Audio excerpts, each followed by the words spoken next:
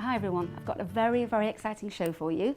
I've got a really special guest that you'll know for her endless work and the founder of Childline, but now she's also started a new charity 6 years ago called Silver Line. I'd like to introduce you to Dame Esther Rantzen. Hello. Hello. How are you? I'm fine, I think. I'm slightly struggling with a cold. I've got 5 grandchildren. Wow. Which I adore, yes, but sure. They have a wide variety of colds, Of illnesses. viruses. They go to the nursery school, they pick up a few more, they bring it back. Sure they do. So I'm hoping you won't catch it from me. I'm sure I won't. I think I'm immune. I've got 3 myself and they do exactly the same thing. There you are. So this is just wonderful news that we can start this collaboration between Pavers Foundation and yourselves with Silver Line. So how did this come about? How did you think about starting Silver Line after that amazing thing that you've done with millions and millions of children? Well, first of all, I have to say to you, Debbie, that it's not me that's done amazing things with Childline. I was very fortunate to be in the right place at the right time. And I did get a light bulb moment. I always say to people, if you get a light bulb moment, ignore it because it takes over your life. Anyway, it took over my life. I didn't. But of course, since 1986, we have created 12 bases around the country. At any one time, we have 1,400 volunteers. Amazing. We take something like 300,000 contacts a year from young people. And I don't do that. The people who do that are generations of fantastic staff, volunteers, really committed, really passionate, really skilled. So I shine in their reflected glory. But I suppose what happened over the 30 or so years was that I learnt, which of course the Samaritans have known for years, that a helpline liberates people to talking about stuff that sometimes, if they're actually face to face with someone, they feel a bit inhibited, a bit embarrassed, sometimes a bit ashamed. You know, children don't like talking about abuse or neglect happening at home. Not, no. So, but talking to someone, a stranger whom you don't know, anonymously, confidentially, on a phone, liberates them. Absolutely. And it means they can be empowered to seek help, make themselves safe, so it's important. So having learnt that lesson for something like 30 years, when I realised what a very large number of isolated and lonely older people there are, who may not be talking to anyone for days on end, I thought to myself, well, would a phone line break through the stigma of loneliness? Because actually it's very hard to admit you're lonely. Oh yes, a lot of older people are very proud Very and don't want anyone to know that they're on their own. They don't want help, but they need to talk. That's the thing. I mean, if you've been relied on all your life, if you've had quite a tough life, and remember, quite a lot of the oldest generation lived through the war. Absolutely. So pretty tough times, and they like to be needed. They don't like to ask for help from other people. So I would say on the Silver Line, there are 2 B words, neither of which is Brexit. One of which is busy.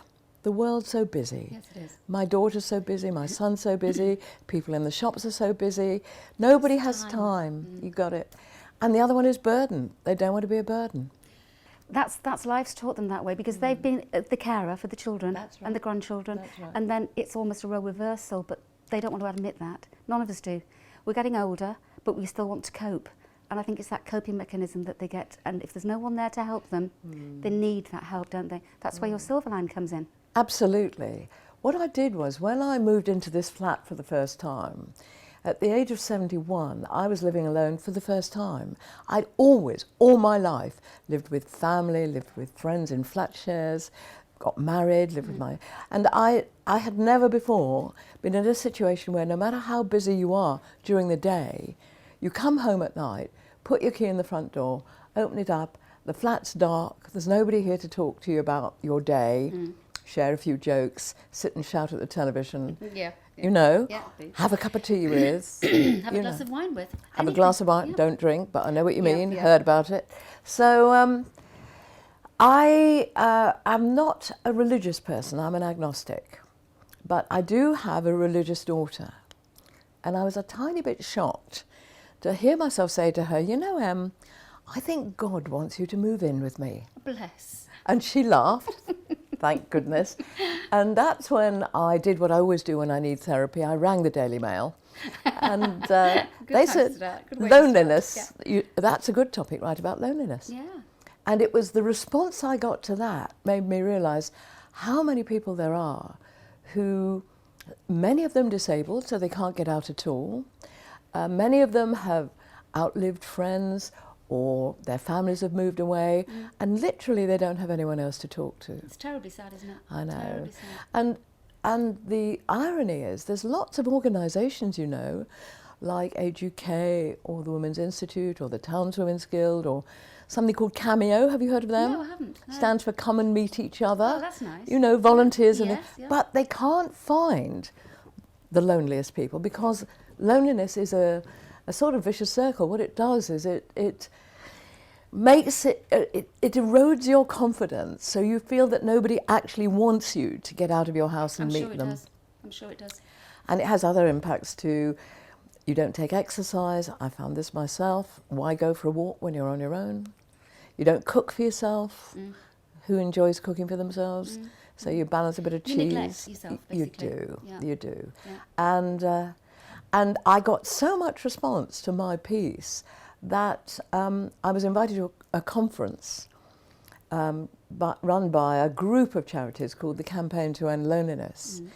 And that was when I got my second light bulb moment. Yeah.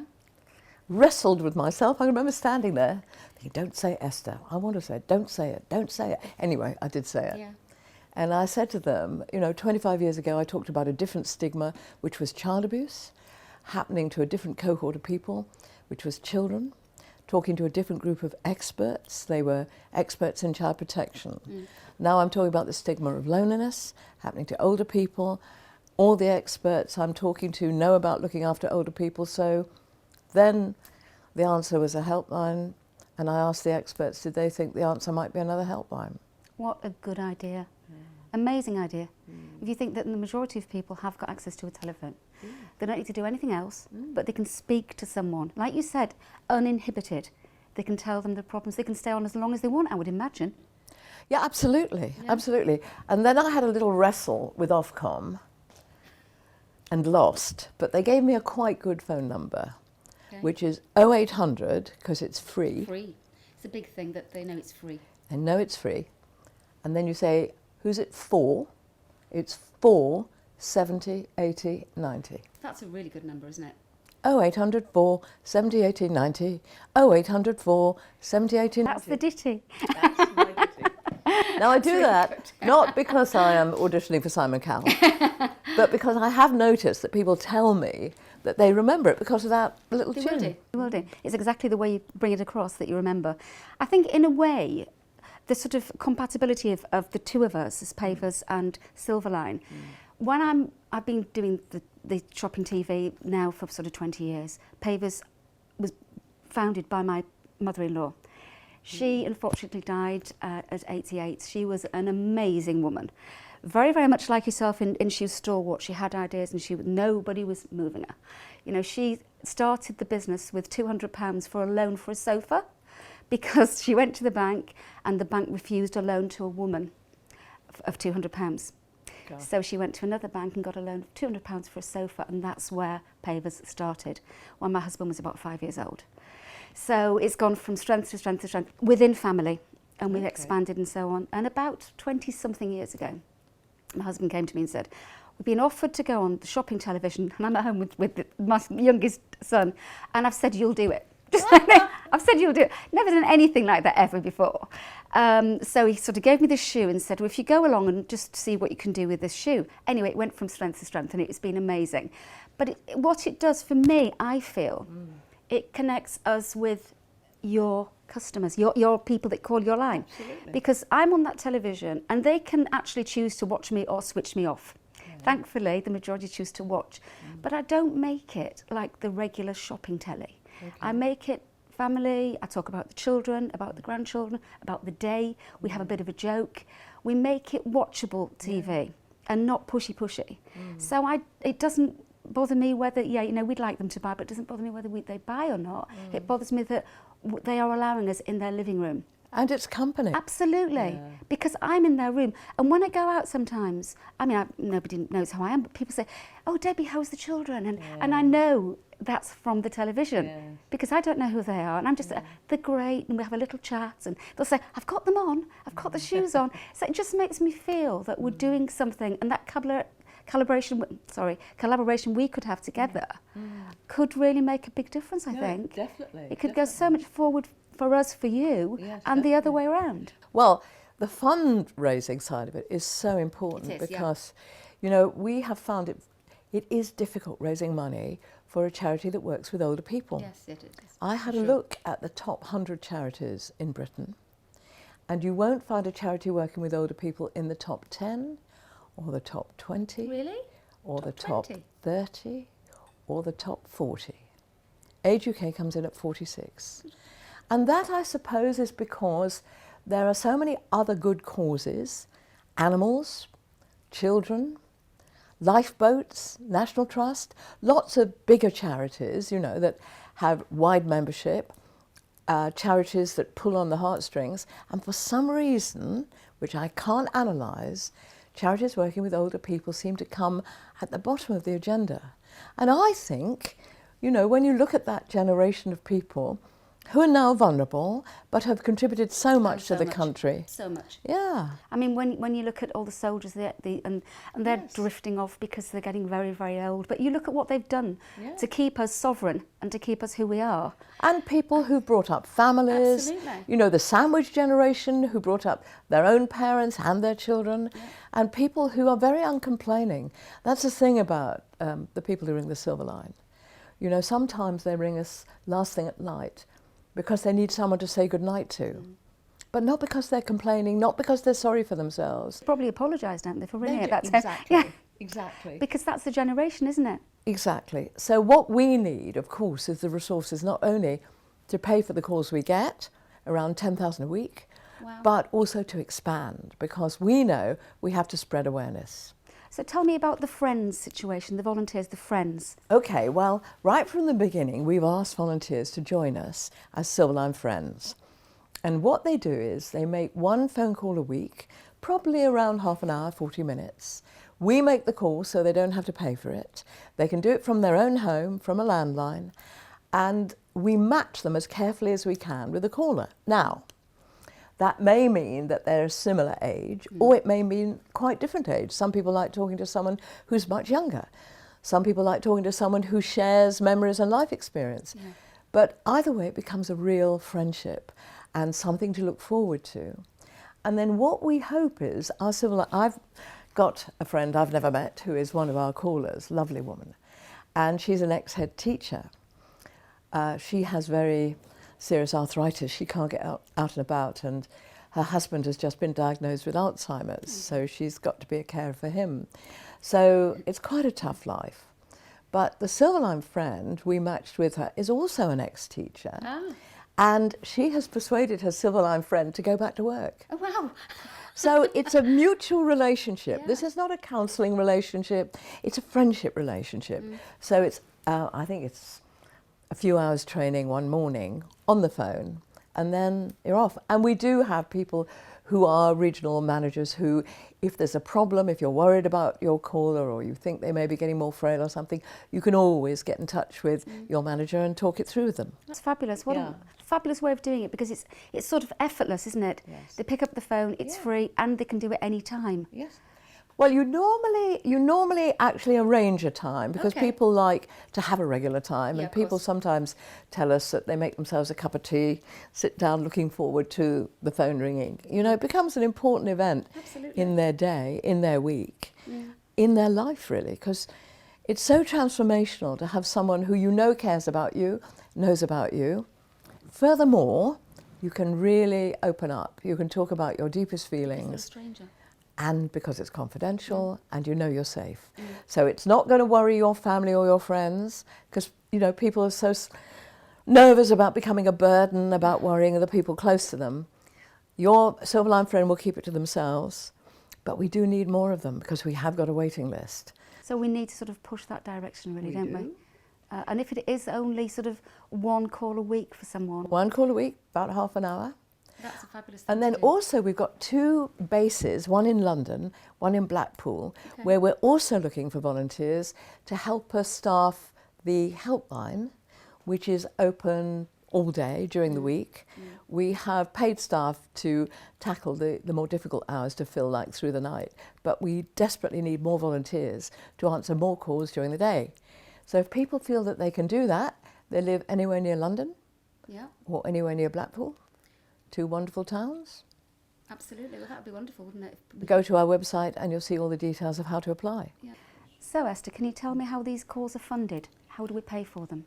Well, it takes £5 to answer someone. Right. So actually, if anybody felt like giving us a one-off payment of £5, or better still, a regular payment of £5, if you get onto our website, you'll see how to do it, and it will make a huge difference. Absolutely, because it's free for the person calling, isn't it? Free for the caller, but we do need to expand.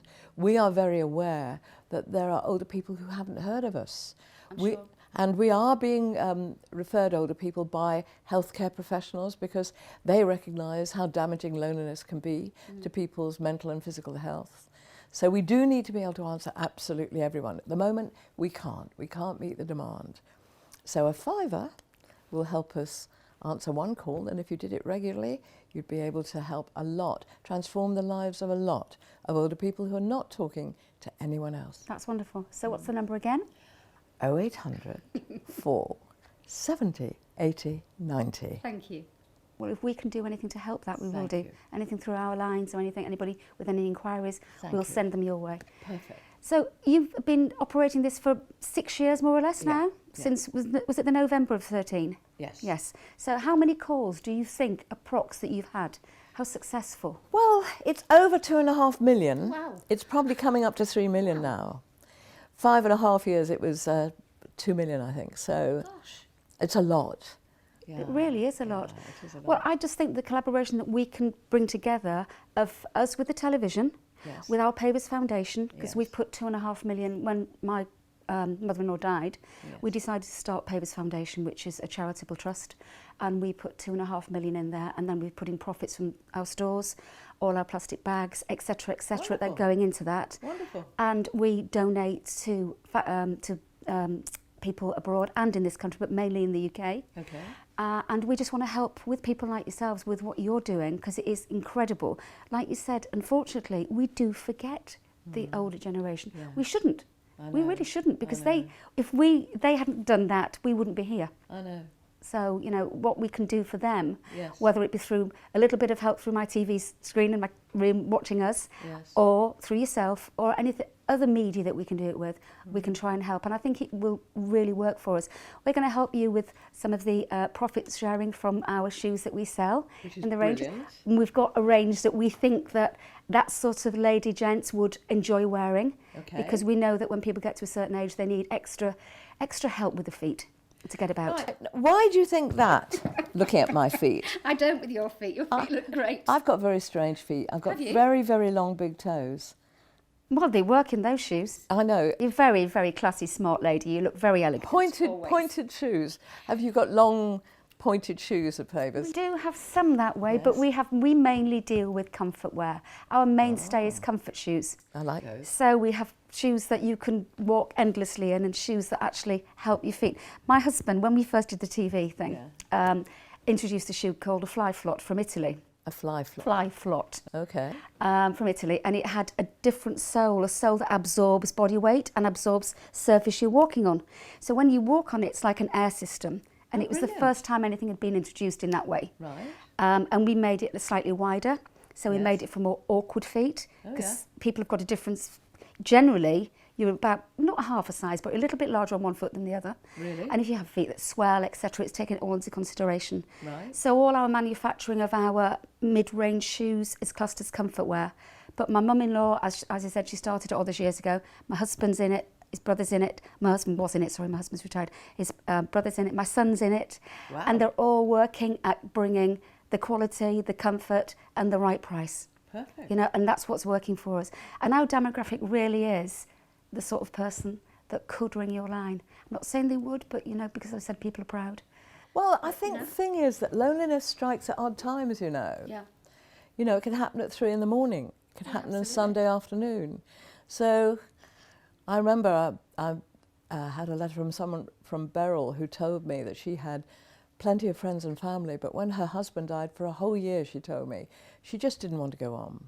But she didn't want to share the pain she felt, because she felt it was her pain. She didn't want to make them anxious. So she saw an advertisement for the Silver Line. She didn't know what would happen if she rang. And she said what did happen was she found herself pouring out her heart to people she described as lovely people who were just listening to her. And she said at the end of that night for the first time, I slept well. Oh. And she said, John, that's her husband, John would thank you and I thank you too. And it just makes such a huge difference to be able to express deep feelings to someone you know is confidential, you know is safe, but you know cares. Yes. And she said, I didn't feel alone anymore. I knew someone did care about me. That's so lovely, isn't it? So Pavers cares. Pavers cares. And we care. Yeah. That's true. So that should make a great team. Yeah, a really good team. And I think that's the way forward for us both. We can bring you to light through our TV and in our catalogues and so on. Wonderful. So that when the lady gets that catalogue or the gent through the letterbox, they can open it, look at the nice shoes and then see Silver Line in there as well, which will help for them to call you if they need you. So we've got the number in there. Yeah. And we've also got the way of fundraising to pay for calls from people who are particularly vulnerable. Absolutely. And that's really helpful. Absolutely. Do you do wild colours in Paver shoes? I love colours. We do some colours, but we have a bit of fun because I remember once going on a buying trip and buying some orange shoes. Yeah. And my husband said, they won't sell. I went, just watch this space. Yeah. And they did. So I think people have fun, you know, with shoes. I think so. I mean, I'm wearing very boring black shoes, but I think people like red shoes and orange shoes. People love it, and it's a talking point. Yes. Often a lady might wear demure or darker clothing. Yes. She can wear the fashion on her feet and the sparkly all singing, dancing. Exactly. We've got sparkly shoes, we've got shoes with lots of colours. And it is a talking point because if you see an unusual pair of shoes, I don't know if you're like me, but I'll say, love your shoes. Exactly. And it can start that. And look at Theresa May. Where would Theresa May have been without her leopard skin print? Absolutely, absolutely. It's been absolutely lovely chatting to you. Really, really. And you, Debbie, thanks so much. And thanks so much for the wonderful help and support that Pavers is giving the Silver Line. It's a pleasure. Do you remember the phone number? It's free. It's 0800 470 80 90. I didn't sing it, but I remembered it. Well, thank you so much, Esther. It's been wonderful. And thank you all for watching.